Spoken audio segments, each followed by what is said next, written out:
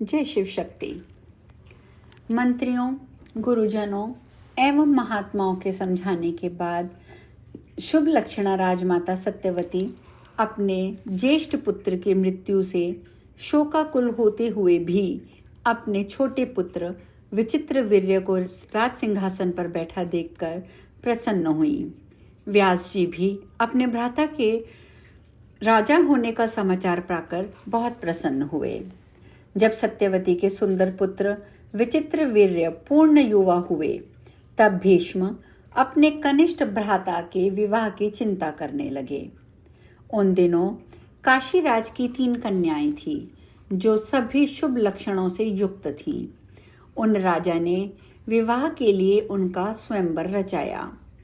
हजारों पूज्यमान राजा और राजकुमार आमंत्रित होकर उस इच्छा स्वयंवर में उपस्थित हुए थे और पराक्रमी भीष्म ने अकेले ही रथ पर बैठकर सभी राजाओं को रौंदकर बलपूर्वक उन कन्याओं का हरण कर लिया था।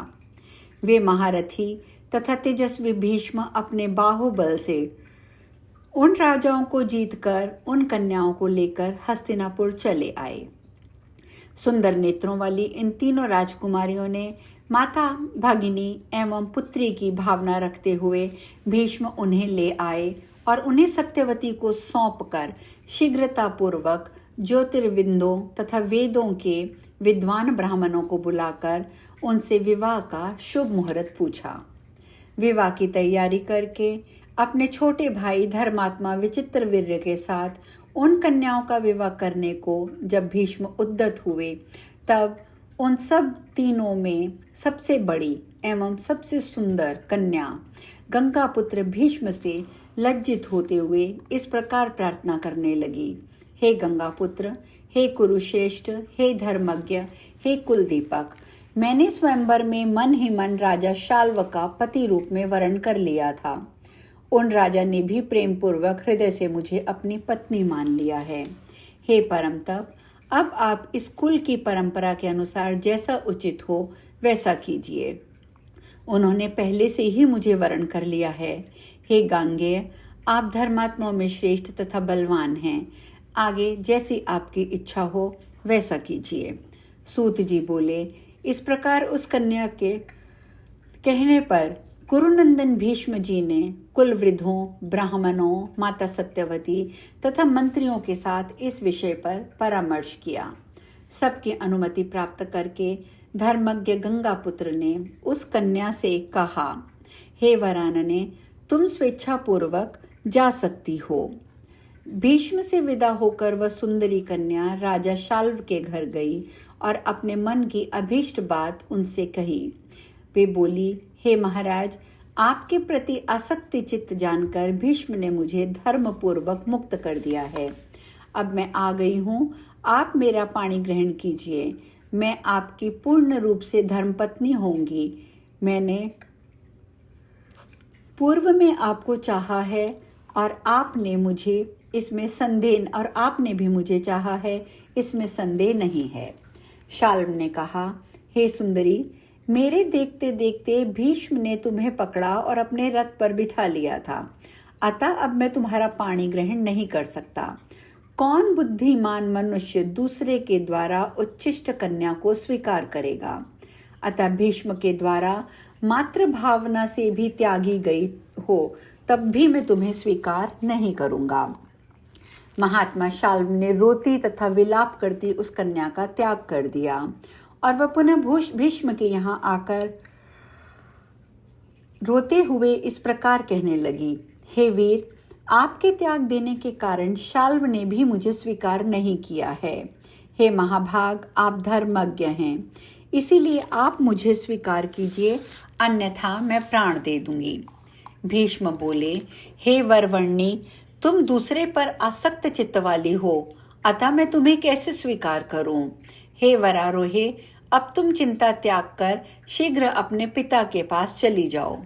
भीष्म के ऐसा कहने पर वह अपने पिता के घर न जाकर जंगल में चली गई और वहां किसी निर्जन एवं परम पवित्र तीर्थ में तप करने लगी। काशी राज की अन्य 2 रूपवती और कल्याणमयी कन्याएं अंबिका एवं अंबालिका विचित्रवीर्य की रानियां बन गईं। महाबली राजा विचित्रवीर्य भी उन दोनों के साथ कभी राजभवन में कभी उपवन में आनंद पूर्वक विहार करने लगा।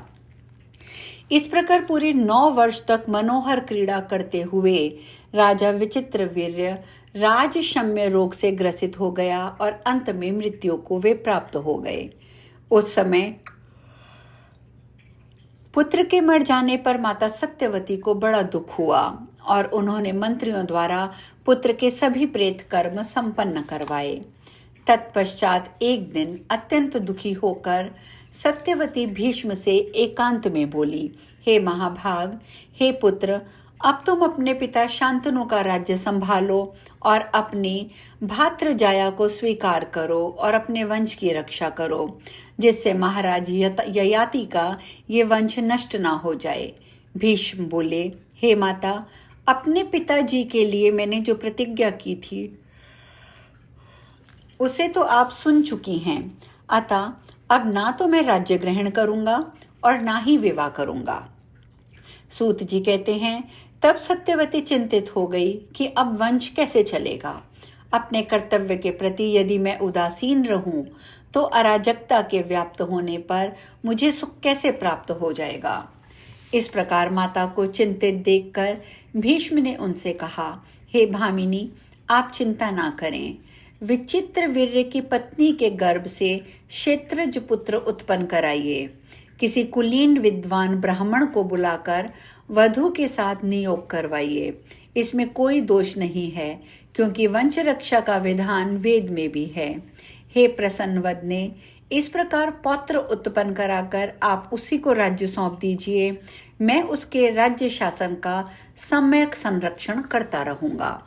भीष्म की बात सुनकर सत्यवती ने अपनी कुमारी अवस्था में उत्पन्न अपने निर्दोष पुत्र द्वैपायन व्यास मुनि का स्मरण किया। स्मरण करते ही तपस्वी व्यास जी वहां आ पहुंचे और माता को प्रणाम करके वे तेजस्वी मुनि सामने खड़े हो गए। भीष्म ने उनकी भली भांति पूजा की और माता सत्यवती ने भी आदर किया। उस समय महातेजस्वी व्यास जी वहां इस प्रकार सुशोभित हुए मानो धूम रहित साक्षात दूसरे अग्निदेव हों। माता सत्यवती ने व्यास मुनि से कहा, इस समय तुम विचित्रवीर्य के क्षेत्र में अपने तेज से सुंदर पुत्र उत्पन्न करो। माता का वचन सुनकर व्यास जी ने उसे आप्त वाक्य माना और ठीक है कहकर वे वहीं पर ठहर गए और ऋतुकाल की प्रतीक्षा करने लगे। जब अंबिका ऋतुमती होकर स्नान कर चुकी, तब उसने मुनिव्यास के तेज से एक पुत्र उत्पन्न किया, जो महाबली तो था परंतु जन्मांध था। उस बालक को जन्मांध देखकर सत्यवती को बड़ा दुख हुआ। तब उन्होंने दूसरी वधू अंबालिका से कहा कि तुम भी शीघ्र एक पुत्र उत्पन्न करो। ऋतुकाल प्राप्त होने पर उस अंबालिका ने व्यास जी से गर्भ धारण किया। उससे उत्पन्न पुत्र भी पांडु रोग से ग्रसित होने के कारण राजा होने के योग्य नहीं था। इसीलिए माता ने वधू अंबालिका को 1 वर्ष के बाद पुनः एक पुत्र के लिए प्रेरित किया। माता सत्यवती ने मुनि श्रेष्ठ व्यास जी का आवाहन करके उनसे इसके लिए प्रार्थना की, परंतु उसने स्वयं न जाकर अपनी दासी को भेज दिया। उस दासी के गर्भ से धर्म के अंश से युक्त शुभ विदुर जी उत्पन्न हुए। इस प्रकार वंश की रक्षा के लिए व्यास जी ने धृतराष्ट्र आदि 3 महापराक्रमी पुत्र उत्पन्न किए। भातृ धर्म को जानने वाले व्यास जी ने ऐसा करके वंश की रक्षा की। हे पुण्यात्मा मुनिजनों, इस प्रकार उनकी वंशोन्नपत्ति से संबंधित समस्त कथानक मैंने आप लोगों से कह दिया है। अब आप और क्या सुनना चाहते हैं?